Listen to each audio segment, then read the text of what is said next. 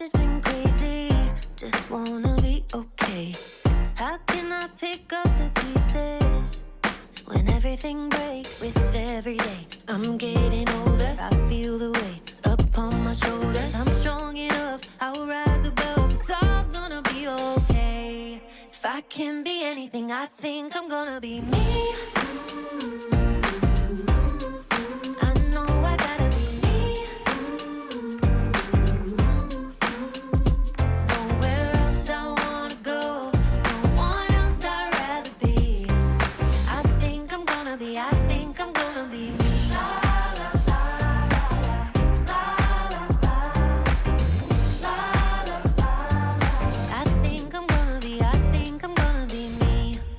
Everything's changing, just trying to navigate.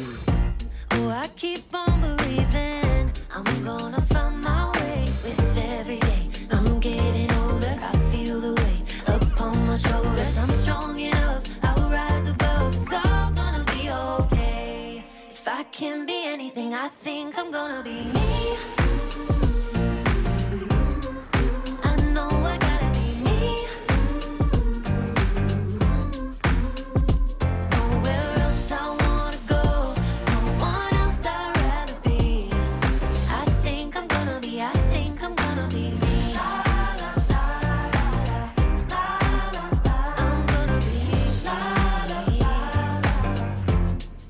I think I'm gonna be me, me, me. I know I gotta be me, me, me.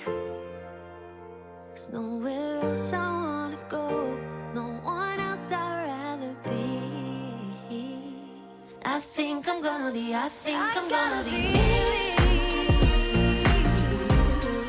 I know I gotta be me, me, me. 'Cause nowhere else I wanna go, no one else I'd rather be. I think I'm gonna be me. I think I'm gonna be me.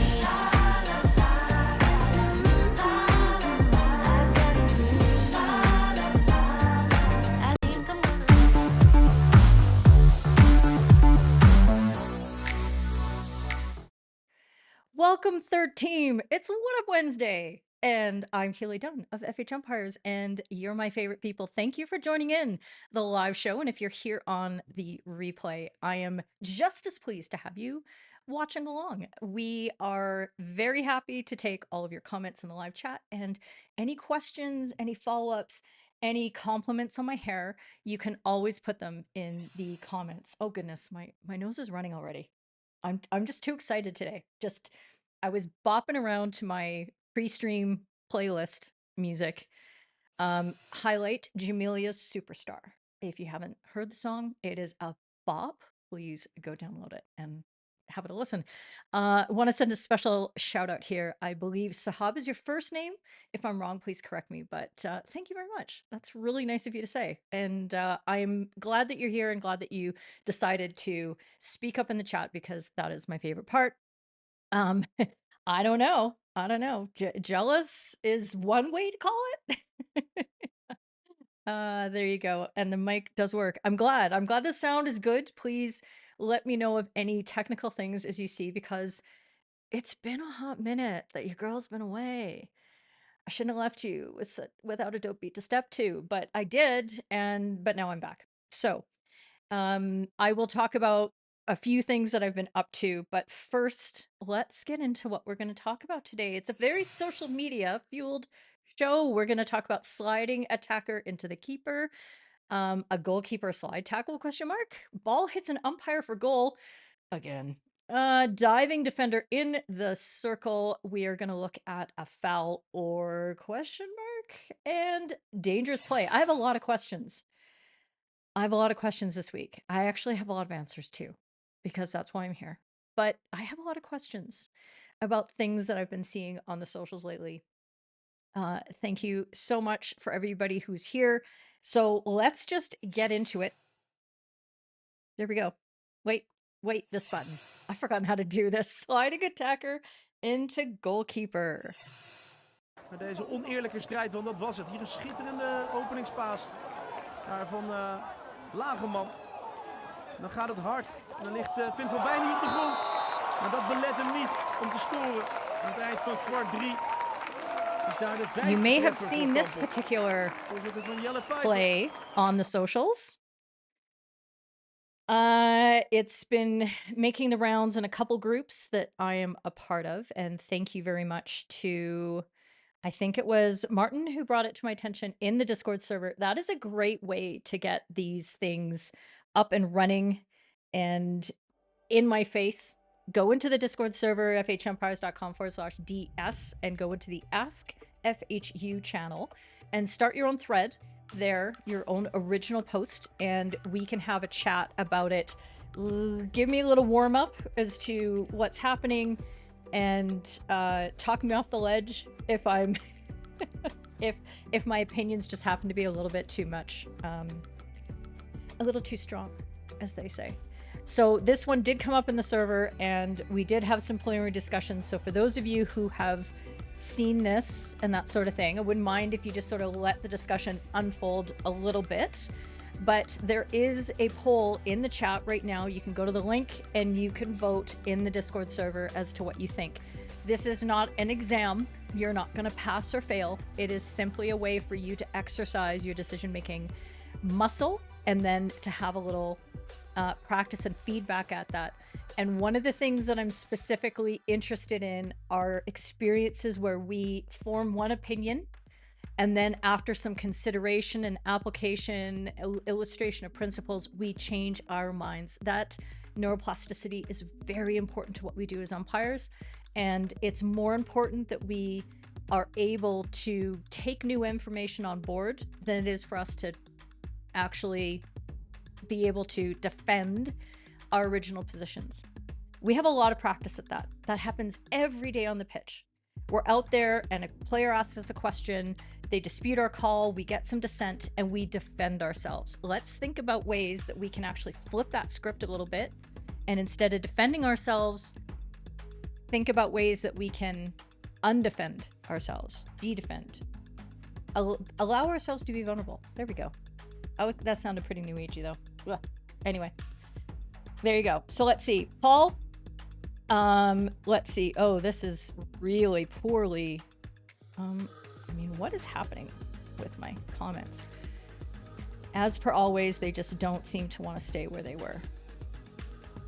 Hold, please. Hold, please. I know this is right on my face. I know. But, and see, now I have to bring up another one. But for Paul, it was a goal. It didn't impact the goalkeeper's ability to make a save. Okay, that's something that we'll talk about in terms of a valid criterion that we want to apply. Remember, we're looking for the principles that are going to help us make the best decisions in these moments. And I'm not saying that that's not necessarily something that we wouldn't pay attention to, because disadvantage is part of all of our equations, right? We always want to see, does it actually impact anything? Okay, so we'll come back to that, Paul. Thank you very much for that. Martine is here. Thank you. Looking forward to spending some quality time with you migrating my website tomorrow. Do you have any idea how terrified I am? Yeah, so if you're looking to purchase anything on the website, do it today. Or wait until Friday, but don't try to do it tomorrow, because tomorrow we got some work to do. And Luke is here. Excellent. There you go. And Ian noticing that the defenders don't seem to be complaining. Absolutely true. And that is something that we can sort of take a cue about, because at every level there are norms and standards of what they consider, what those players at that level of competition, skill, ability, athletically, and that sort of thing, considered to be dangerous, considered to be disadvantaged, you know, all those sort of things. So it's not, it is something to think about, but not determinative as well. Scott, your first question is, did it impact play? And you think the contact was after the ball was played and it didn't stop the goalkeeper from defending, therefore it's a goal for you. Okay. And what I would do here, now that we've had a couple of you mention this sort of disadvantage concept, I want you to think about, if there is a slide tackle out in the middle of the pitch and a player is able to say it happens, say the ball is taken cleanly and that's fine, but then the slide contact comes afterwards, do we necessarily disregard the danger of the slide? Does danger itself exist without disadvantage on a particular execution of play? Okay, that is the question that I want you to examine. I'm gonna have a gin and tonic the whole time, just sitting right next to me. Yep. For Urian, it's a free hit defense. Sliding both feet into a goalkeeper like this is dangerous. Okay. And I guess what I would want you to look at, Urian, is I'd want you to look at the position that the goalkeeper was in when that slide occurred. Because that's a pretty broad blanket statement that I think a lot of people are applying, and they're doing so because they look at this as falling under the slide tackle guidance. But there are some real problems with that, which I'll go to in a moment. But look at the position that the goalkeeper is in. The goalkeeper is not on their feet in the moment. They are also not in possession of the ball. They are challenging for a 50-50 ball. Okay, so you have two players who are coming together and who are both with full control of their bodies going to ground. And the problem that I think people are having when they apply the slide tackle stuff is that they're not necessarily looking at that. So I'm just going to pop over to the 10-minute yellow card criterion because I want you to see the languaging here and how that's important. So when it talks about the slide tackles here, dangerous tackles that ground or trip players, including sliding tackles by both attackers and defenders. So we're talking about a concept where a player is standing up and they get brought to ground.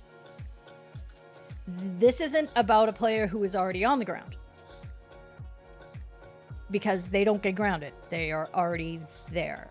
So the danger is not simply that a player comes and collides with them. There's lots of collisions in hockey all the time. The danger is that a player who is standing and probably doing something else with the ball, if they are a ball carrier, and that's why in particular I put a lot of emphasis on the slide tackle guidance being applied to tackling situations as an automatic, because that's when a player cannot pay attention. They are distracted. They are focused on the ball that they are trying to carry. And if they are taken to ground in that situation, they are very vulnerable. It is very difficult for them to protect themselves and to see that a slide is coming and then to be able to keep themselves safe. Okay, so it's not simply a sliding action. It's not even simply just a sliding action that makes contact.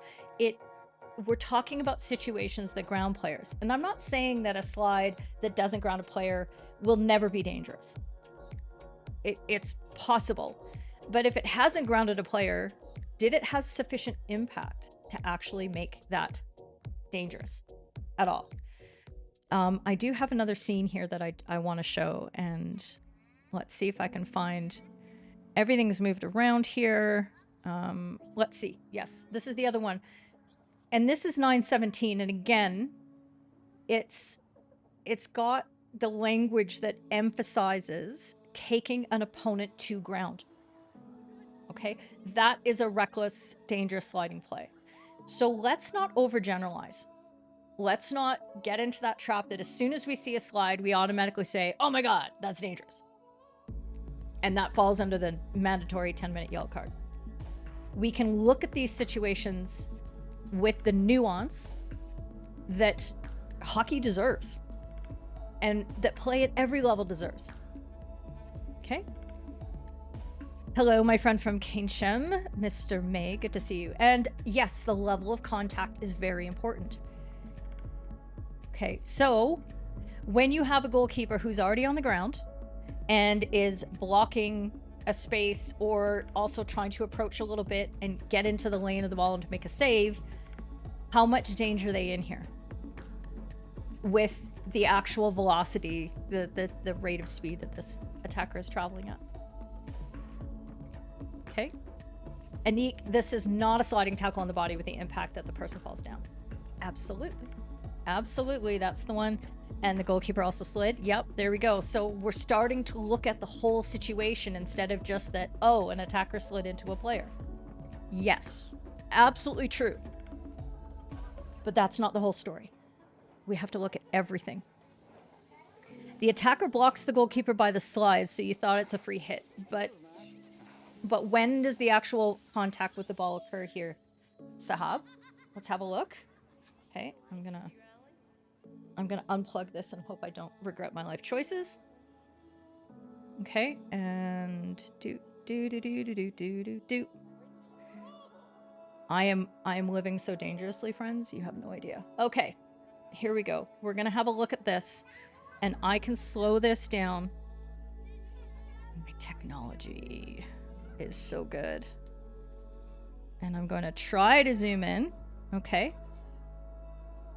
So is the goalkeeper prevented from getting this ball? That's the question I have, Sahab, and for everybody else.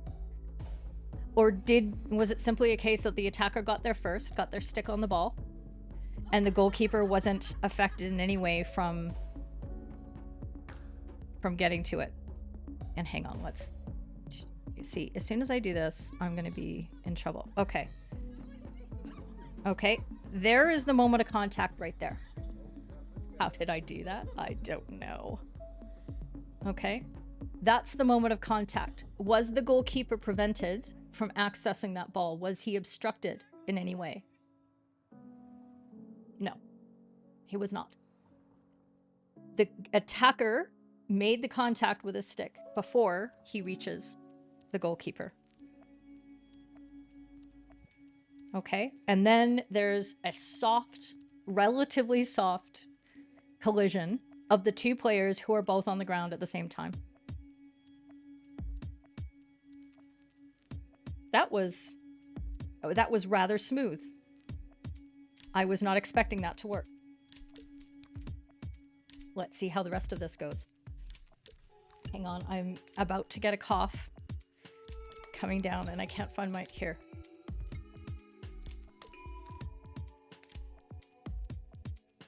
Sorry, friends. That's why I've been not streaming for the past week since I got home from my travels, is that I have been fighting a virus of some kind, and I didn't want to cough in your faces, because I feel like I'm in your face right now. There you go. And there was no possession, there was no tackle. And so I think this is the point, Paul, that I really do tease out from the guidance, and I really want people to take on board, is that a sliding attacker who's sliding in to make a deflecting attempt at goal can cause danger to the level that a 10-minute yellow card is appropriate. But it is not an automatic. It should be simply a danger equation, just like we would with any other kind of dangerous action, like a use of the stick or a upright collision that happens in the middle field or anything like that. We still have to apply our brains to think of those things. Is it an automatic 10-minute yellow card when an attacker goes sliding in for diving deflection? No, I don't believe it is.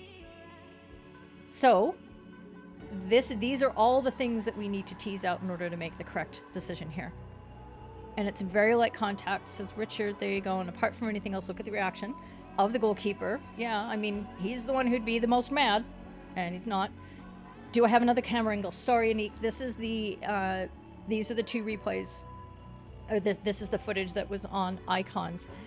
Luckily, it's not just what we saw on Instagram, because this was featured on was it on Instagram? I can't remember if it was on Instagram or yes, that's where I initially saw it, and then it was under discussion on probably a forum that you're a part of. It's a Dutch umpiring forum that I get translations for, and I often think the translations suck, so I don't comment, because I feel like I don't think I really understood what that person was trying to say, so I'm not gonna participate. Mr. McCartney, you suspect if the attacker's left foot had made contact with the goalkeeper's helmet, not his chest, there'd be a groundswell of opinion behind a free hit and 10-minute yellow card. Is it fair to differentiate like that? Well, that would go to the impact of that slide and the actual danger, right? So I think it might. Would that change whether you're going to award a goal or not? It's hard to say. So now we're starting to mess with little detailed hypotheticals. And do we keep absolutely every other factor the same, the timing of the contact of the stick, and then what happens after? It's really, really tough. So that might be what Anik was also getting to, asking for another angle as to whether we can see more where the foot was going and that sort of thing. But you know what? We want to apply the standard of, was this particular slide dangerous? Did it ground a player in a way that they couldn't control and protect themselves? And they were at risk of having their knee done, an ankle done, you know, breaking collarbone, etc., etc. All of those things, you know, just don't apply here. And nice to see you, Shane. I know Shane's been working very hard. It's been end of the month, so there you go. And yeah, and you totally agree. Okay, so for me, to wrap up what I think on this particular clip, this is, for me, 100% a goal. I don't see any need to apply any of the criterion that we would regarding slide tackles, because first of all, it's not a tackle, so it's not an automatic. And I don't see a degree of danger here. I don't see that the goalkeeper is disadvantaged at all from actually making a save on the ball by the slide and the light contact that comes after contact with the ball. There you go. Let's see what you have to say in the polls. Oh! See, it just couldn't be smooth, could it? Oh, it's just... Continue in browser. See, this is fun. This is fun. Let me use my phone. Hold, please. Oh, wait. No, I need the Discord app. I got this. I got this. I hope you've all been doing really well in my absence. And that you've all been doing fun things. Edit profile? No, I don't want to edit the profile. I want to... Wait, I know how to do this. You know when you're under pressure, you know when you're under pressure and you just forget how to do things that you've done a million times? Yeah. Okay. So let's see what you have to say once we actually get to the correct question. Crowding, do this, you know... Okay, we're actually on the correct week. Goalkeeper slide tackle. No, it's this one.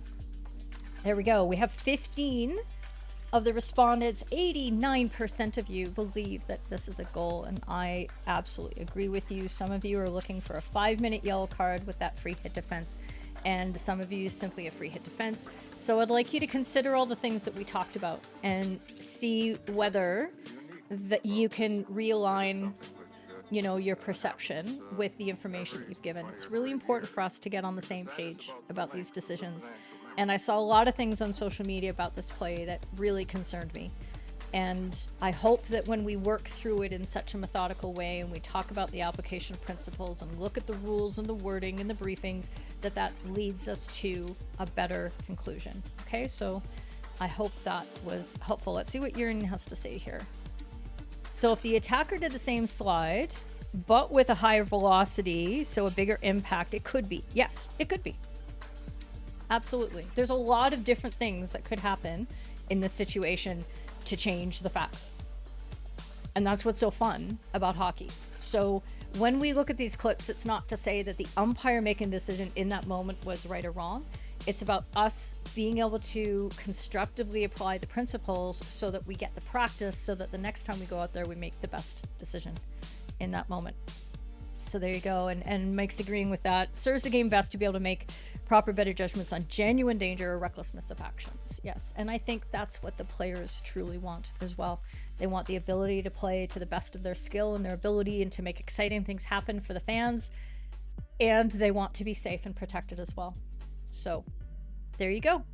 Awesome stuff.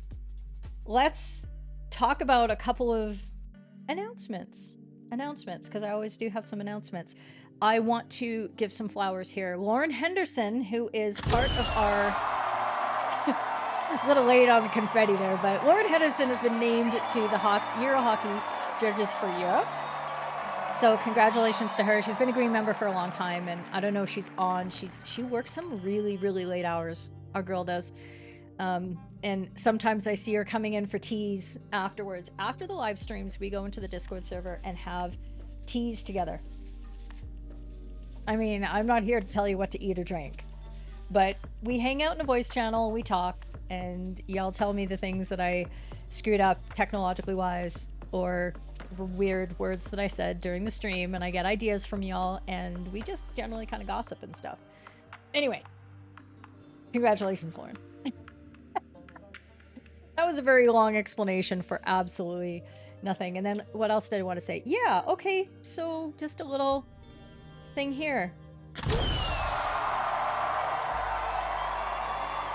3K for the third team. And yeah, so I'm a little ambivalent about this. Oh, my confetti window has desized. There we go. And we'll lock that overlay. I'm not huge on numbers. And if you've watched, I did a live stream a couple of years ago now, I think. It was during COVID, about 92 senior caps. And if you search on the channel and you look for 92, you'll find it. But what numbers I think give us the opportunity to do is reflect on what is actually happening behind the scenes. And what I love about this channel and this community that we've built is that out of the 3,000 people who subscribe here, so many of you come and watch these live streams, not only in the moment, which obviously is, you know, requires a little bit of planning and all that kind of stuff, and maybe you have better things to do on a Wednesday or Thursday morning, whatever the case might be, but the replay numbers for these live streams are incredible. And there are creators out there who would give their left arms in order to have the numbers that I do. And it's not about the numbers. What it shows is that I have people here who are very engaged, and that I'm really proud to say that I'm able to serve to this kind of ability. So I just want to say to y'all, thank you for subscribing, for being part of this. If you're coming on a regular basis and you haven't subscribed yet, please do. I would really appreciate that, because it sends signals to YouTube that people like you like this stuff. And other people might be out there who don't know about this stuff, and they're like you, and they would really enjoy it too. So it sends the right signals. If this is your first time and you're not sure, that's okay. That's okay. Like, let's just get to know each other. We don't have to rush into anything. I'm here for the long haul. And I've been doing this for 4 years now, and the live stream part of it. And it's been quite a journey. So anyway, thank you. 3K for the third team. Great to have you. Let's see, was there anything else? Nah, we'll stop with that at the moment, because we'll get back to some content and get into other things. So, hey. Goalkeeper slide tackle. This was another Hoofdklasse moment. Met 1-0 dankzij een treffer van Laren. Thank you, Casper. Dit is de 13e minuut. Yellow trophy smiling. Australië coach gaat alleen op Joppe Boerstra, de doelman van Laren. Die legt hem neer volgens de scheidsrechter. Dus een gele kaart voor Boerstra. Die moet er 10 minuten uit. En Schaeweijde krijgt een strafbal. Hier nog een keer dat moment. Patrick Coach, de Australiër, alleen op Boerstra af. Strafbal dus met een speler in de goal. Want Laren heeft geen reservekeeper bij zich. Dus... Okay, let's watch this one as we go. I can't remember who called my attention to this one, but it's sort of in the link. It could have been on the Discord server, or I could have just seen it on the Instagrams and thought, interesting. So I'd like you to go through a couple things. Now, for those of you who speak Dutch, maybe Kaspar, Yurien, Marchain, if you can help me out, if there's things that the commentator says that can clarify for me if the goalkeeper was carded because of this tackle. Because the goalkeeper may have gotten up and gotten really, really mad and said something super rude and gotten turfed for that. Or the goalkeeper could have gotten injured, and that's why they weren't able to defend the penalty stroke that was awarded. And clearly, the team... oh, gosh. Okay. Am I going to try to say this? Schaeweijde? Schaeweijde? Schaeweijde? The SCH team didn't have another goalkeeper available, kitted up and ready to defend, because they can sub that goalkeeper on a penalty stroke. We all know that under the rules, right? So the goalkeeper has been removed for some reason. So if anybody knows, thank you, Maritz. Really appreciate that. Carded because of the tackle. Oh, you know what? You know, I'm not happy about this. Okay. I shouldn't have to do this on every scene. Thank you for all 30 of you who are watching. It's nice to see so many people coming back after I haven't been here for a while, and I really appreciate it. And also confirmed, by Stain as well. And look at it. It's just going, the thing is going wherever it wants. I don't even know why I'm bothering to adjust it. Lock overlay. Okay, let's see if that works. And Tom, thank you. Okay, so everybody's got me sorted. I appreciate it. And a 10. Okay, yeah, let's sort this out. So what are we looking for here? Okay, let's parse through the facts of this so that we have this right. Paul for UPC, the goalkeeper did not initiate contact but did infringe. Did not stop a likely goal. Okay, that is the one incorrect answer. That is the most incorrect answer. Because either this is clean or it's reckless as to the result of stopping a player infringing inside the circle. A penalty corner is not the right result here. And the reason I wanted to make sure I understood what card was given here is because also you absolutely cannot give a yellow card for a foul inside the circle and not award a penalty stroke. Cannot. It must be... Oh, sorry. Yes. No, I've got that. Sorry. Hi. Out of practice. So yes, the yellow card was absolutely what needed to be given, but it cannot be a penalty corner. Okay, so I hope that helps. Anik, difficult to see, but is the goalkeeper touching it slightly? Perhaps. Yeah, we're going to talk about that in a sec too. Absolutely can't be a CC. You would not have given the card. Well, I mean, in that case, either it was reckless as to the result or it wasn't. And it doesn't mean that every time a player commits a reckless as to the result foul inside the circle that you would give a penalty stroke and a card. But if you believe that the goalkeeper was reckless as to bringing that player down in a physical situation, then a card should accompany that penalty stroke. So under the RDI framework, you're going to say repetition, danger, impact. And you've got the danger element there that takes it up that next notch. Okay, so that's what we're looking for there. Okay, and Laren didn't have a second goalkeeper. Yeah. All right, so let's see if I can do this. We're doing this again, where I'm gonna pull up the file. And okay, let's have a look here.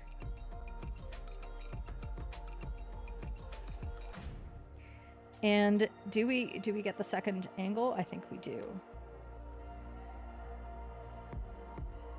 Okay, so we're gonna slow this down. Oops. We're gonna slow this down a lot. Not that much, Keely. Okay. Here we go. See, I got my iPad. I'm ready to go. So the first thing I want us to notice, and we can go back and watch the replay where we have the top over angle, but the goalkeeper is quite stationary. They are not on the move. They are not running and rushing out towards the attacker. Okay, important to notice there. Okay, and in this moment, the goalkeeper still is able to move to their right as the attacker is drawing to their left. Okay, ball on the stick of the attacker in this moment. Everything looks pretty hunky-dory in this moment.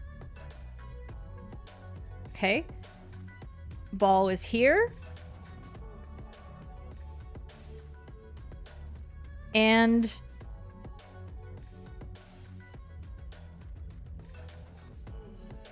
the ball is here, and the player has collided with the goalkeeper with their feet in this moment without the goalkeeper moving into that player.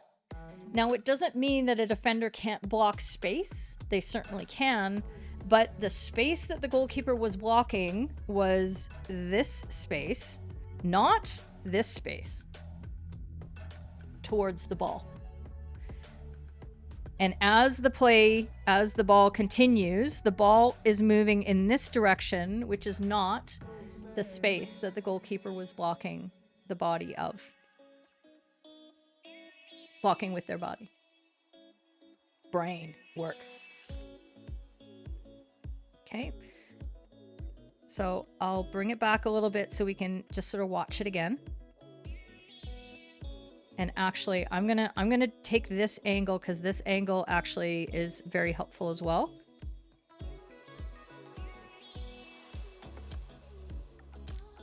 Okay.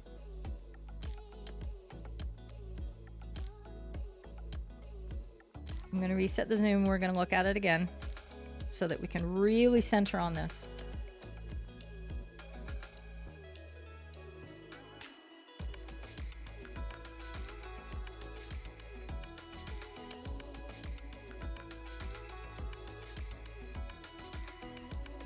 Okay, so the ball is moving off to the left here. But the attacker is not moving off to the left. The attacker is continuing a pathway this way.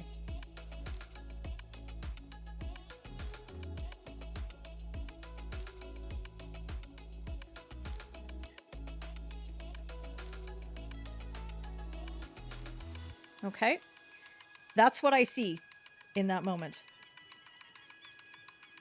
Tell me if I'm on drugs. And then let's just see if I can also do this in this moment. Oh, that is absolutely not going to work. We're going to go back to this.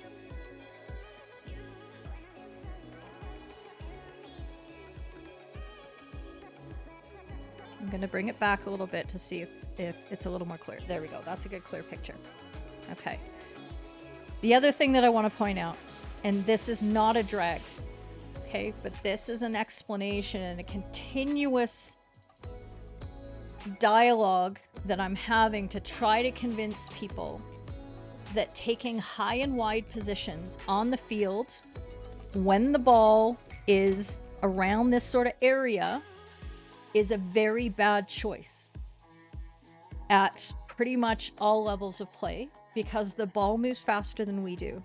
And if we're doing under 14 players, and the ball is still going to move faster than we do to a large extent. But when we're doing Prem Dutch play, the ball is definitely going to move faster than us. The players are moving faster than us. Okay? And we have an umpire who is high and wide, absolutely pigeoned out onto the sideline.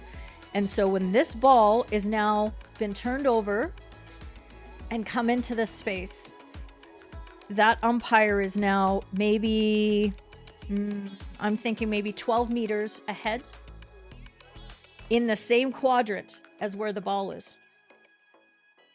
Absolutely, absolutely cannot keep up. So as the play develops, it is one pass. And if you haven't identified that that player is going to move into that position, look, high attacker is gone. Absolutely gonzo. Okay, so what happens at this point is there are actually two players who either one of those players could be within this umpire's sight line, and they are nowhere in this picture. Okay, it's going to be very difficult to make an accurate decision. And this is a big decision. It's a penalty stroke and a 10-minute yellow card to a goalkeeper for a team that doesn't have a replacement. So who cares about all the garbage that's happening in the middle of the field that your colleague can probably get? What about this? We have to get over this stupidity of being high on the pitch. And that is why, friends, let's see, it's here.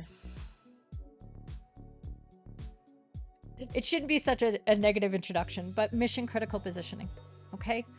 This is how we prevent that problem. If you haven't done the course yet, if you don't know what I'm talking about, please, use the QR code, go take a look, come into the Discord server, ask some questions. This will change your life. It will change your world. It will change your accuracy levels. There are testimonials there. There are people saying really, really great things, and they're absolutely true. Okay? Go get yourself some mission critical positioning.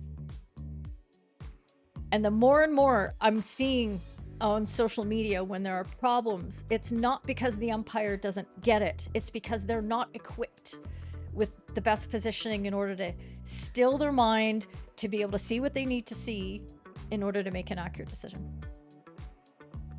Okay? Yeah, absolutely. And I'm not saying MCP in that situation, like that would have been a flash up situation. So let's say you're like really dope on your MCP and you've got nice and deep, and so you're, let's say you're down in this area. You actually wouldn't want to be there. When you have a goalkeeper that's coming out in a supine position, that's when you want to flash so that you can see down, but at least you would be in the vicinity, right?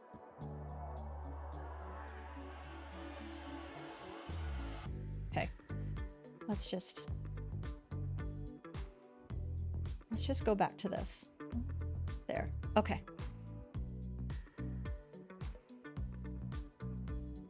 There were a couple questions. Let's see. Attacker was offside.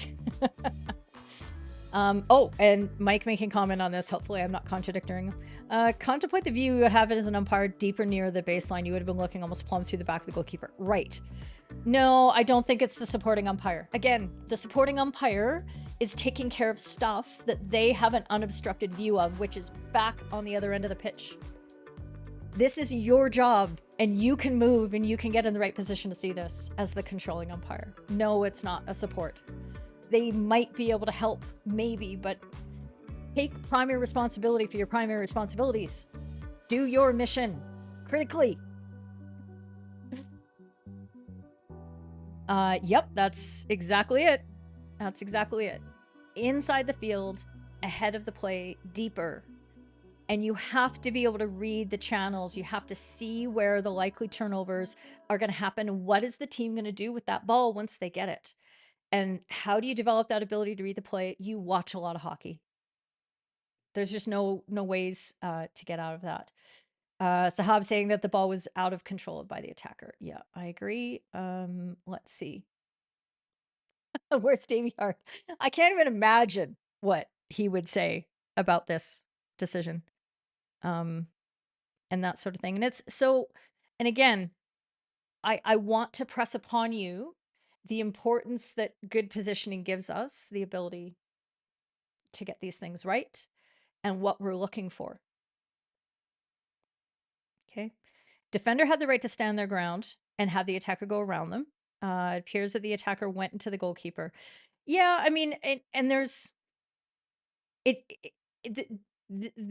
defender has the right to stand their ground in the space that they're not blocking an attacker's ability to get to the ball if the defender isn't making a play on the ball. So there's a little more nuance in that, and I want to be careful about making that kind of blanket statement because it's not quite there. Okay. The defender for the penalty stroke shouldn't have been hopping around for the penalty stroke anyway. 99 problems.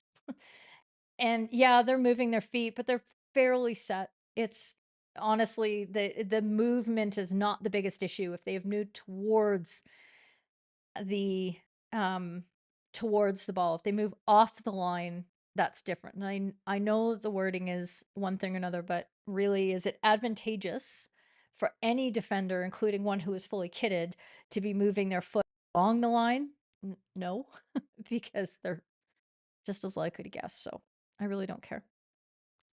The spin out, yeah, and so I don't want to get into a diving, dialogue here necessarily in the things that we look at, but the decision came late. It took a few seconds for the decision to come. The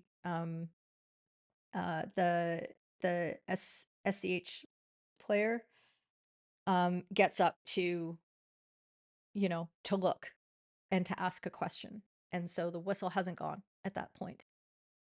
Maybe because the umpire is still crossing the 23 and trying to get closer to the play so they can call a penalty stroke from their final quadrant of the pitch. And free hit to the defending team. I mean, you could. I think you can just play on. You can just do a very dramatic play on and then deal with the dissent that you're going to get, because you are going to get some. You're going to get some dissent. Okay. Let's see what the poll has to say. This should be interesting. And I am going to scroll down to see play on for 75% of you. Hey, not a lot of people voted. What's going on? Okay, you can't vote now. I told you what the answer is. Oh, I love it. I do have noise cancellation on, but I don't trust it. And I would hate to hear everybody going, Keely, you coughed into the microphone. I'm very mesophonic myself, so I'm very sensitive to having sounds coming through that shouldn't be there. Anyway, so thank you for all chiming in later, but make sure you get your votes in, okay? Just exercise the muscle. I make the polls anonymous so you don't have to worry about me going, hey, Rachel, why did you decide to vote, why was your call not what I believe the correct call would be? I don't want to do that. Ooh, that is bitter, you guys. I poured that way too long ago. And you just have to suck it up. You just, oh. Okay. There we go. Thank you very much for that. I hope that was illustrative. MCP. It'll change your life. You have no access to Discord for some reason. Okay, well, you're going to have to give me more reasons than that. No access to Discord could be a lot of problems. So I need more information, and we have moderators on standby. Do we have moderators on standby? I don't even know if we have any moderators here. Martine can probably help if he's still listening. I don't know if he is. Okay. I wanted to talk about a few other things. Okay. Some 13 things. Just welcoming Mr. Ian Bradley. Okay, Ian, thank you very much for signing up. You and I still have our introductory voice session to do. Voice, video. We're going to have a chat, and I'm going to get to know you and find out where you're umpiring, what your goals are, and how I can best support you as you're going along your umpiring journey. This is what we do in the FHumpires third team, is all that kind of stuff. Hang on, there it is. And so with the yellow program, we do watch parties, which green have access to now as well, but we do video debriefs of people's games. So it doesn't have to be fancy. It doesn't have to be a VO camera or AI informed or anything like that. It doesn't have to be the quality of the Hoofdklasse we've been watching. It just has to be a good angle, and if you have no other angles, the one that's behind you, if it can be a little elevated, is perfect. Behind your goal, so that I can see your movement on the pitch and where your positioning is and that sort of thing. And I can work with a lot. So don't worry about it. But the debriefs are one of the core parts of the offerings of the Yellow 13. There's also the clip library. There's also just the amazing people that you get to hang out with in a private area of the Discord server every day. So that is what Ian is ready to take advantage of. Ian, I hope you're watching, because there you go.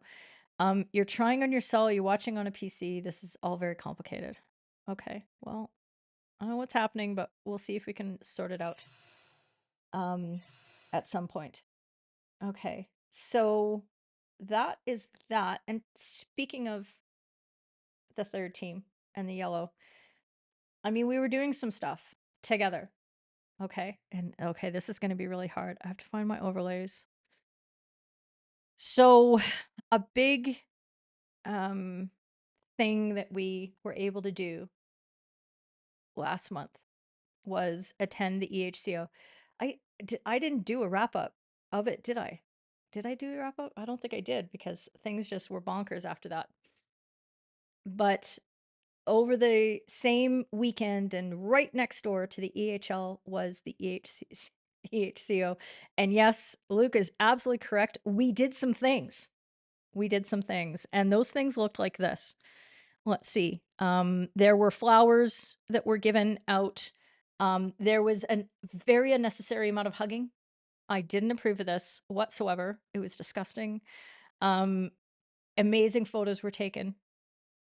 Lots of lots of souvenirs were bought. That's Rochelle, who is now an official tech official. She doesn't know this, but she volunteered once she got there, and she ended up being just an absolutely indispensable part of the team. Anwar's partner there.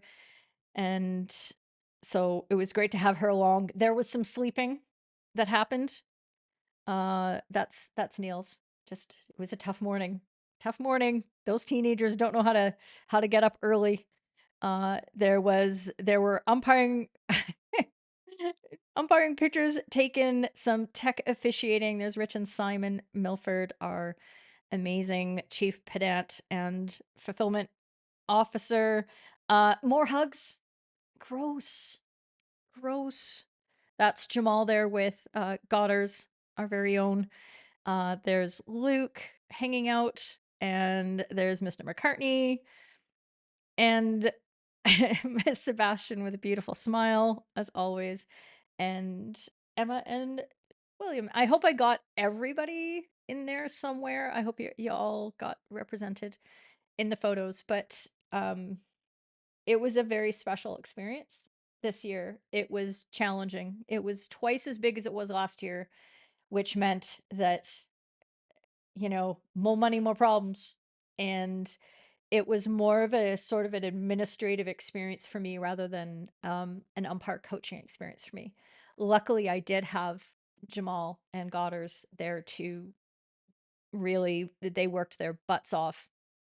And they really handled things ably. But the most important part was just how incredibly professional and skillful and joyful our third team was during this tournament. And I could not be prouder of the entire group. So thank you very much, everybody, for your participation and all that sort of thing, and hoping for next year as well. We shall see how that goes. Right after that happened, I did some other things. Oops. How did that get in that screen? That's the wrong one. There we go. I talked about this, how I did some talks around the UK. I did about 8 stops in 10 days, which was a lot. I thought it was a really good way to maximize my time, and it was. But you know what? It was really, really, it was really a lot. It was a lot. But there's a photo there from Keynsham. You can see Richard May, I think he's in the chat, is in that photo. And then that is Haven't down at the bottom. But only 2 of the stops that I made. And I picked my most um, my my most extraordinarily controversial topics. I did positioning and management.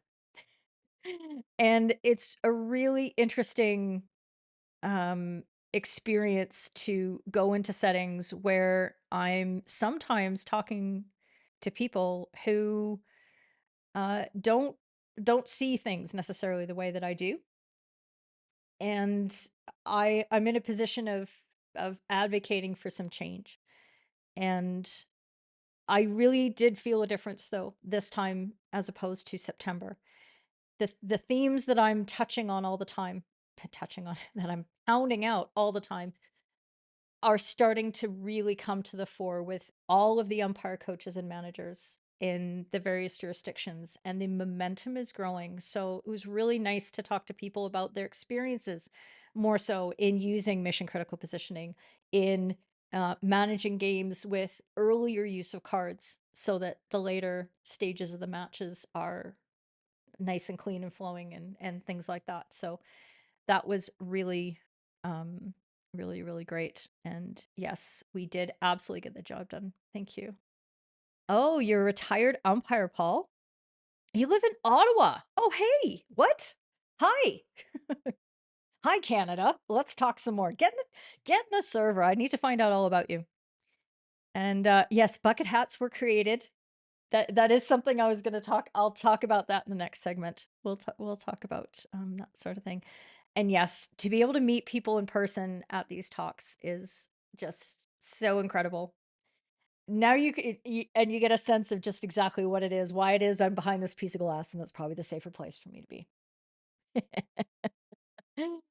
There you go. Oh, and Jams is here, so he knows. He knows. There you go. Okay. So that was basically that's basically been the last month of my life, including some family things. I was able to go up to the north, the actual north of England, not the north of Luton, but the actual Redcar, Saltburn, Whitby sort of areas, and hang out with family and spend some time there. And that was really, really important stuff. So, and then I got sick and now I'm here. So, hi. Hi. Okay. There you go. How am I doing? What's the time? Oh my God, it's 1. Okay. Oh, Dan in de go laatste vote in minuut the wordt het poll. nog 4-1 voor Den Bosch. Dit is Matla Or met de don't, voorzet. because this one is a Wordt er foregone binnengetikt door conclusion. Emma Reina via de scheidsrechter. Hij gaat hij erin, maar dat is een dood voorwerp. Legt hij ook even uit aan Kiepster Hazen. Maar het is wel 4-1 en die goal komt op naam van Emma Reina, haar eerste van dit seizoen.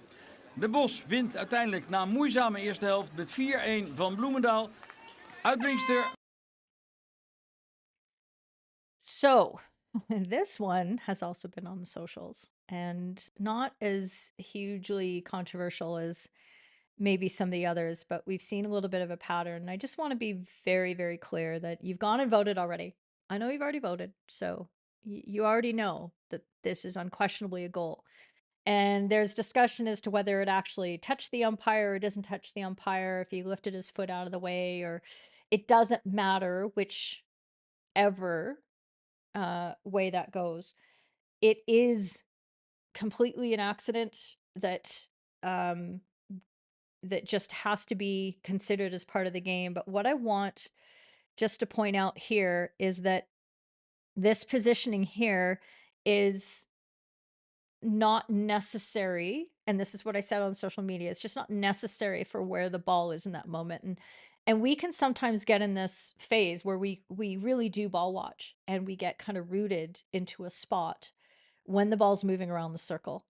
And instead, if this umpire had flashed up, which is generally what I advocate when the ball is, hang on, Keely.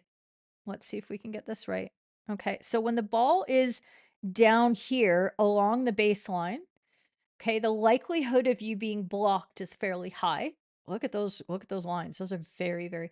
So I can see being a little further in, that's okay, but you really want to get out and you want to get up away from that so you can create another angle, because right here And as this play continues to move, the umpire is actually in the hotline. Okay. So there's two lines that you don't want to be in when you're positioning yourselves. You don't want to be in the tram lines and you don't want to be in the hotline. Because if you're in the hotline, you're blocking the ball. If you're in the tram line, the players are blocking you. And unfortunately, he's quite close to being in the tram lines, or sorry, in the hotline in this situation. So this is a nice cut in as the ball is flowing, but then he's got to move up and out, and he's got to flash, and he can flash up to a nice angle. There's absolutely no traffic involved. And so that's something that we need to consider, and we need to make sure is part of our habitual movement practice when we're inside the circle. When the ball gets deep to the baseline, we flash. Okay. And create the angle so that you're up here. Okay. And you're looking at the play from that angle instead of trying to look through all these bodies here. Right? Let's see what y'all have to say. Nope, can't do that. And you can't call it a long corner because it's 23-meter restart. And yeah, I mean, it's not that you're taught that way. That is the actual rule. So good thing you were taught to the rules. Let's see what y'all had on that one. Goal, 100%. Good job. All right. Excellent. We are moving on. Wait, that's the wrong one. Let's try this one instead. Diving defender in circle.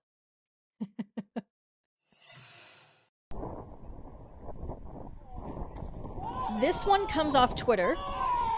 Manny Kochar, who I've been having dialogues with for years. Hi, Manny. Hope you're well. We don't often see eye to eye, but there was a constructive discussion on his threads on this topic, and he was authentically asking questions, and I always appreciate when Manny tones down the rhetoric a little bit and actually asks for what people see here. So let me just see. Oh, this isn't actually looping. Okay. And this is obviously the clip that I was thinking about when we were watching the other tackle and the goalkeeper, and I got into a whole ranty thing about decisions about breaking down play and reckless, and and Casper's he's not pulling any punches. He's going to, okay, and I do you think this is actually going to work?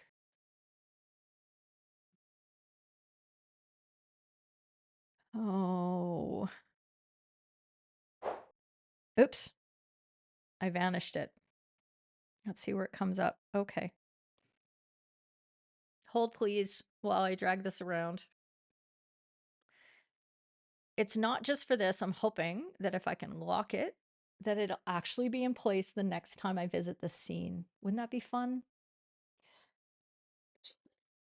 Okay, did you hear that? Let me know. Okay, so what's interesting about this is, first of all, absolutely no fault. Well, a little bit of fault in the umpire's positioning. They are quite wide at the moment. They're deep enough, but they've come from outside. And so they actually probably had a decent angle regardless, but I would still advocate being in a much more interior positioning in this moment. And then if you need to get a different angle, you move up a little bit and then move a little bit out. But starting from that far away and having to make that decision from that kind of wide area isn't going to be very helpful. And no cough. Okay, good. Well, how about it works on the 17th time? Okay. Let's see if I can pull this up.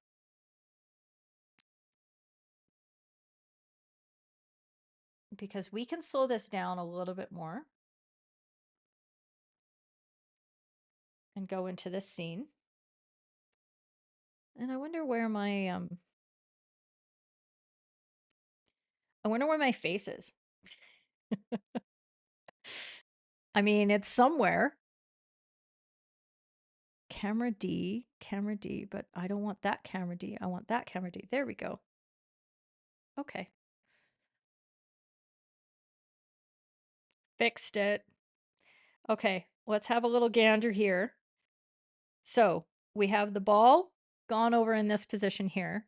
And I know the frame rate is terrible. The video was not even 720. It was something weird and smaller than that. And I'm just dealing with what I have. Okay. So we're okay at this point. There's no contact and there's nothing wrong with a defender going to ground in and of itself. Okay. That is not a foul. That is not a dangerous action. It's what happens as a result. And he's in full control of his decision to go to ground. So that is where the reckless is to the result languaging comes in. We don't have to frame this that he intended to commit a foul here, but he did intend to go to ground, and that was reckless as to resulting in a breakdown foul, if that's what we do see.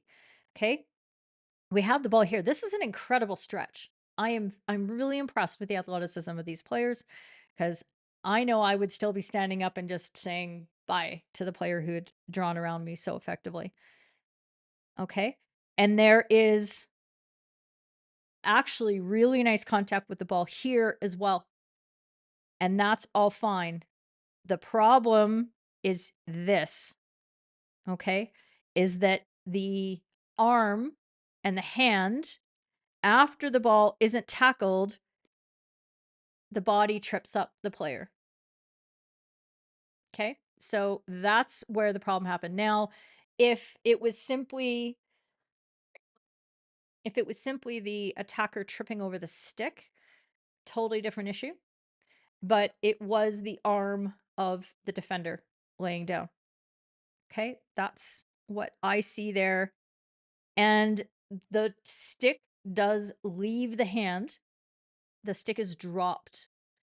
I don't believe that qualifies as a throw. I believe that's simply just a dropping of the stick, and I'll just keep playing that here so you can see it again. He's in control of it there, and actually it just kind of gets pushed out of his hand anyway.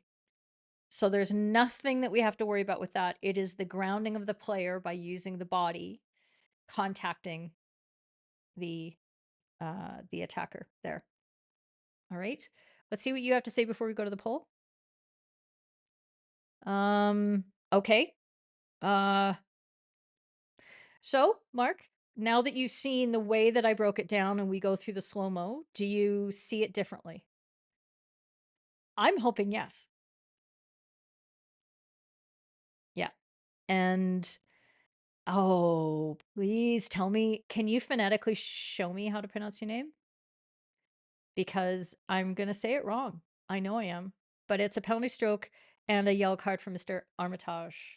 Armitage. Amazing. Yeah, it wouldn't be a real stream. And Paul is looking at a penalty stroke and a yellow card there. Okay, and that's awesome. Mark, I can't be more pleased. Like, that is exactly what we need to do. And I think it's good when our first glimpses of it and our first immediate reactions are affirmed by some diagnosis and some forensic evidence and all this replaying over and over again. Why isn't this replaying? I don't know. Like, that's fabulous, but it's more valuable for us to learn by seeing the ways in which, oh, it's this thing I need to change and this thing I need to look for and this factor that I need to consider, and this language helps me understand the concept that applies to hockey better. Okay, so thank you, and I'm very happy. Clota, and well, there we go. Look, we have so few women. I'm so excited you're here. Wait. And Clota, it's a pleasure to meet you. Thank you for coming. And please come into the server so I can get to know you and be very happy that I've met you. Okay. Gorgeous name. And yeah, there we go. Some other people know. Okay. Let's see what the poll has to say. So sorry. Is there a 9 anywhere in there? No. It's 80% or 7 of you are thinking that's a penalty stroke and EL card, and I think you're right. So congratulations on that. And there was one that wanted just the penalty stroke, and that's okay too. I do get that. I think the extra physical nature of that could have, you know, that's where the danger came in. So I would consider that a little bit more carefully if you were the person that put the penalty stroke down there. Okay, repetition, danger, impact. It works. And okay, what number was that? Was that 5? Was that? I don't even know what number we're on. Let's see. Okay, yeah, this is 5. Okay. Foul or. Oh. And I can't remember if this was Inside Hockey, which Instagram account it was that put this one up from the Pro League. Unfortunately, it's muted. But this is what they put up on Instagram. Just this. Just this. So, go ahead and vote in the poll. And let me know what you think.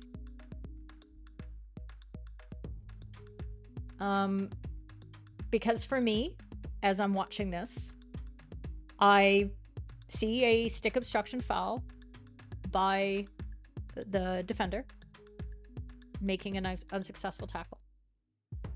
And the question that was posed on the Instagrams was basically, is this a foul or not? And what I want to raise this as is just a really good example of something that I talk about on a fairly regular basis here, is that this is not enough for us to come up with more of an explanation, to think of more remedies. There were people who were commenting on this saying, yeah, and it's definitely intentional. And I'm like, bro, like what? How do you know? I mean, we can tell that it's inside the 23. It's outside the 5, but we don't have an angle. We don't know whether this defender is, you know, where they've come in from, what direction the attacker's dribbling in, whether the defender had a good track on this and it was just simply a missed tackle, or if it was reckless as to the result of breaking down play. Not every miss is reckless. Sometimes it's just a miss. And hey, this could have been reckless as to the result. It could have, and this could have been the 14th time it happened in the game. And unfortunately, other cards hadn't come out, and this one needs a card, and it needs a penalty corner, and all those sort of things. But we don't know. So we, as sophisticated, knowledgeable, educated, and continuously learning purveyors of the umpiring practice and fans thereof, need to look critically at these situations. And just because it's presented to us on social media doesn't mean that we need to have a firm opinion. We can say things like, I don't know. Maybe. Could be. These are all acceptable answers in this situation. And in fact, I would say that a definitive answer of any kind, other than the fact that she doesn't get the ball, could be the absolute wrong way to handle it. And I've been seeing, I don't know if it's just that I'm noticing it, because when you think about buying a red car and then you go out and you're watching cars drive by and all you see are red cars, I don't know if it's because I'm just so attuned to it and I'm watching for it that I've been seeing it a lot on social media in the last week. But I've been seeing some of these groups, and people are putting up very, very brief, like half-second clips, and then wanting opinions, and then getting mad because people are saying that's not enough information. It's not. And we have to be very careful. I try to be very careful when I show clips on What Up Wednesday, because I am aware that I'm taking something out of context of a match. So I try to, if I have an Instagram thing like this, that's narrow aspect and just a brief moment, I try to find source. at least a longer source, and try to find a full aspect ratio, a full 60:9 of the pitch, so we can see more of the context that leads up to the moment.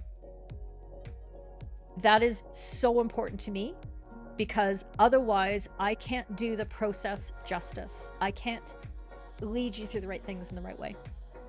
So when you see this, it's okay to say, I don't know. And in fact, that's probably what you should say, is I don't know. And these accounts that keep putting up clickbait shit, stop it. Okay? Stop it. You're not helping.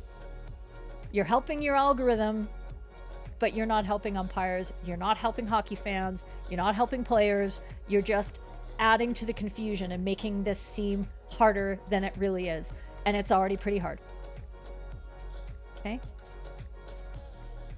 That must be the very Dutch way of saying saying hacking, and we would just call that, and it should just be called a stick obstruction. Okay, see, I'm gonna do this. I'm gonna do this. I'm telling you. I'm telling you, it's hurting. It's hurting my soul. You know how hard this is to do, like, live? Insufficient information. We have stickers and GIFs on the server about how this play is incomplete without video and things like that. And there you go. Yeah, and yeah, probably a free hit, no context. But you know, it looks like it's inside the 23, so you know, could be more. We don't know. So it's hard. If Wade hadn't lifted her stick, she had the chance to retain the ball. I mean, yeah, maybe that's another possibility as well. It's hard to tell, and we only see it in slow motion. In real time, it could look very different. And once we see all of that information at once, we see it in real time and we see it in slow motion, that gives us a fuller picture. Just seeing it in real time is more accurate to our actual experience as umpires, but when we see it in slow-mo, it fills in the picture, and it gives us the opportunity to analyze the principles in a different way that hopefully make it easier for us to make real-time decisions when things are in regular speed. Okay? So, there you go. I'll just check the poll quickly, just in case, for S and Gs. Don't know. Good work, Richard May. Way to add the correct poll option. And I'm really glad that nobody else went into other things on that.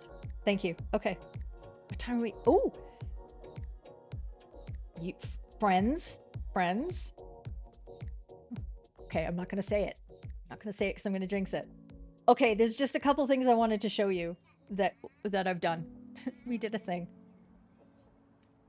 Oh, we did a few things. We'll start with this one. Okay. I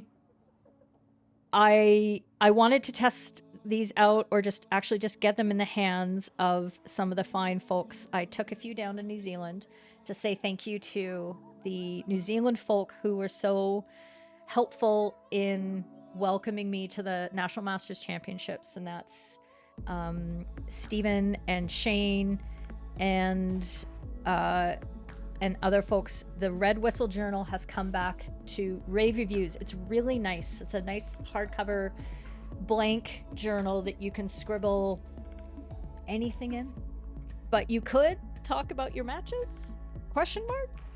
You could talk about that sort of thing, and we are going to use this in some form or fashion with an upcoming beta program that I'm going to run for Yellow Plus folk. So if you're in Yellow or you're considering joining Yellow, this will be something that we're going to do a very deliberate, programmed development plan for the duration of a season. And I know not everybody has the same season, so we're starting with a UK season, and then I'll be able to roll it out to other areas, and I'll try to do the Dutch season at the same time, but I know your timing's a little bit different. Anyway, it's a beta. Okay, we just have to try it and see if I can handle it all. But it'll involve preseason physical preparation. It'll involve some mental training aspects. It'll involve some more planned debriefing activities and more of a intentional approach to your goals and aims. So anyway, that's one thing that is now available on the website, the Red Whistle Journal. It's really nice. Also, this, you may have seen this. The Belgian hockey folks did this when they hosted the Women's European Indoor Championships, I believe, in Leuven. And they did the Ask Me, I'm an Umpire. Let's see if I got this right. I need to open this up so I can... And I reposted the reel because I needed to share it. I needed to share it out to a broader audience. And unfortunately, they didn't tag me in it, so I couldn't just, like, you know, be a collaborator. So anyway, I took it and I reposted it and, like, thank you, Hockey Belgium and all that stuff. And they had these Ask Me with a whistle on the front, and it said, I'm an umpire. So I've modified this a little bit to say I'm an FH umpire. So if you're interested in this, obviously you can just buy one off the top. If you want a different product design, like you want like a hoodie or something like that, just send me a note and we can make that happen. And if you have an event coming up in your area where you're going to have a whole bunch of umpires, especially if they're part of this community, then let me know, because I will get you a heavy discount on this, i.e. I will subsidize, because this is already pretty heavily discounted.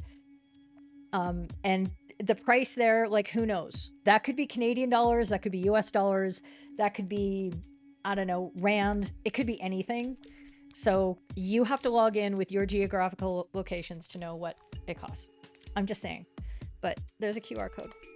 But the thing that I am really least proud of, out of all the things I've ever done, is the bucket hat. This thing is disgusting. I hope nobody buys it. I've already sold like 8, and I didn't even list it anywhere. I didn't tell anybody it was there. The bucket hat of irony. So, it's reversible, so you can look terrible in 2 different ways. I am not buying one of these. Like, I am not purchasing one for my own use. I refuse. So go nuts. Bucket hat of irony. It's there.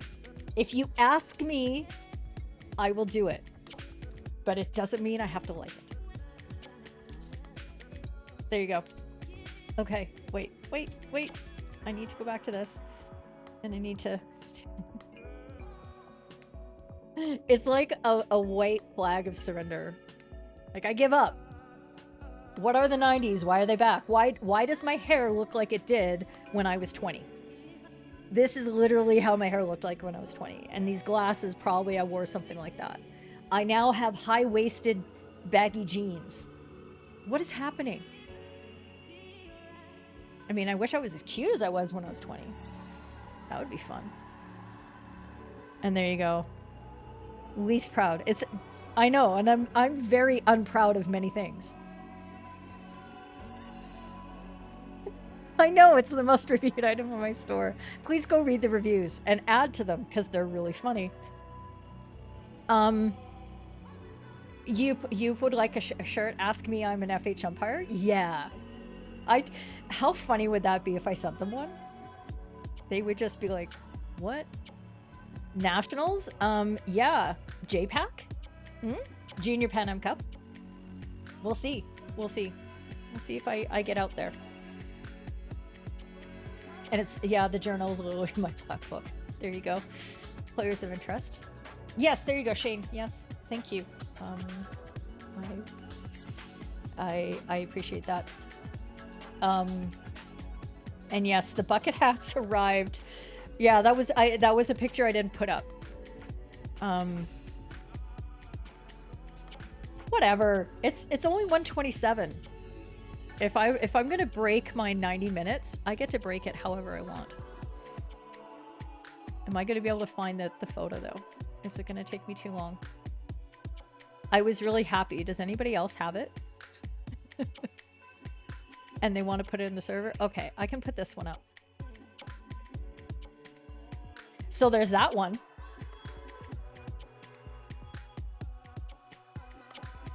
Thanks, Mike McDowell. Oh, was there another one? Somebody decided it was a good idea to put it on my head, and I think it was Niels. And Niels of the sleeping activity. I can't find it. That's bad enough.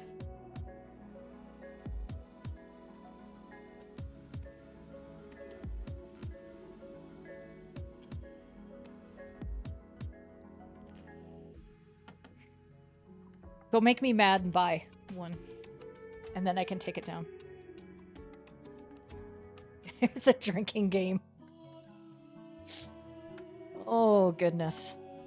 Shout out to Essendon Hockey Club in Melbourne, Australia. All right. Yeah. Wait. Wait. In this one. How you like that? I'm here for shout outs. And yes, I designed them live in tease. So the thing that we do after the stream is over. There you go. Yeah, I think it was Nils. So mad at him. Dangerous play? Question mark. This is our last topic, friends. So, oh, this kind of looks a little weird. So, this play was put up on the Instagrams, and I've zoomed this in now. It's a little bit easier to see. And I mean, first of all, dope positioning by Kelly Hudson. Okay, can we all just observe that here's an umpire who is not side on to the play, is not standing out on the sideline. She is inside the field and she is ahead of it, ready to deal with this aerial and make any decisions that she needs to make. And the decision she makes in this situation is, yeah, that's right. How do you like them apples? I love a good point to the ball. In the right moment, you don't want to overuse it, okay? But in the right moment where you just point at the ball, really, really great. Really great. And what she's doing there is saying, yeah, go ahead, play that. It's right there. It's fine. Okay? Great signal to use. And so this was a play on situation, Netherlands versus China. China in yellow in the, I think this was Pro League in Odisha, but I'm not totally sure. Pro League that just happened in February. Does anybody remember February? I don't remember February. So I was going to go back and try to find it, but it was too far and I couldn't figure it out. And the vote has ended for this poll. Oh, okay, that's terrible. Well, then just tell me what your answers are right here. And we'll see what we can do. And I will do that, and I will do this. Oh, come on.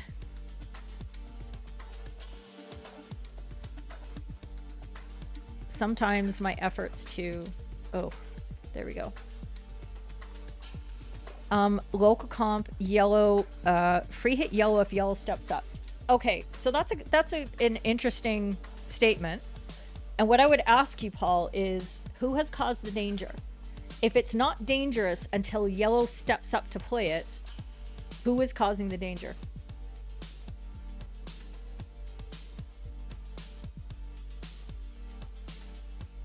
And I'm not saying that the way that this ball was received means that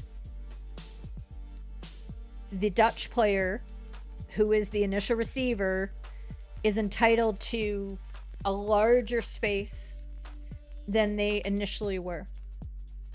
I'm not saying that the 5 meters hasn't been satisfied on the first contact, because she mishandles this and brings it down. But we have to examine who is creating danger and where does that come from. And if a player runs into a situation where the ball is in the air, and this player, the Chinese defender does approach and, you know, make an attempt, but she doesn't get rewarded for coming and rushing in with a danger decision because that's all on her. Okay? And blocked by she does fluff the original control, but is it dangerous the way that this is played? I mean, Paul, you have to take into account where the players are moving and why and what happens, and all we can do is call what is right in front of us and examine what's in front of us. And I think, especially at this level of play, that first initial miscontrol,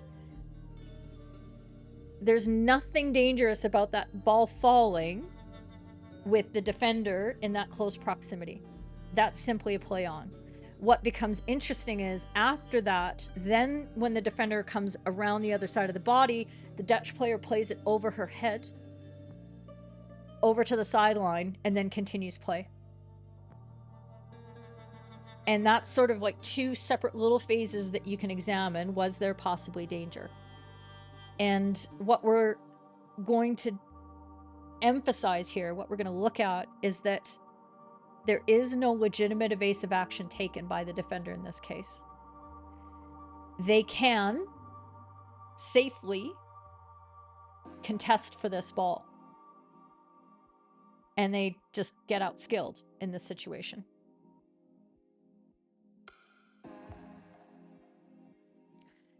I don't see any danger at all. There is no danger. There's no evasive action. There is no swinging of sticks. There is no anything. This is just absolutely fine. And what we need to understand is with, and this is, somebody actually did ask,